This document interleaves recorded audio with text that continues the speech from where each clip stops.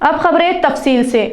कुछ दिनों से लापता पुलिस नायक संजय काड़े की लाश आज पुलिस कमिश्नरेट के अहाते में वाक़े कुएं में पाई गई।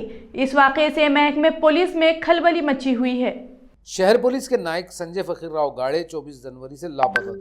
संजय गाड़े मिल कॉर्नर के पुलिस हेडक्वार्टर में रहते थे। इनके लड़के किशोर गाड़े ने गुमशुदगी की शिकायत पुलिस थाने में दर्ज कराई थी। बेगमपुरा पुलिस थाने में ये मामला दर्ज किया गया। पुलिस और रिश्तेदार इनके इस तरह अचानक गायब हो जाने की वजह का पता लगा ही रहे थे कि आज पुलिस कमिश्नरेट के अहाते में वाक़े कुएं में इनकी लाश तैरती नजर आई। फायर ब्रिगेड के जवानों ने लाश को कुएं से बाहर निकाला।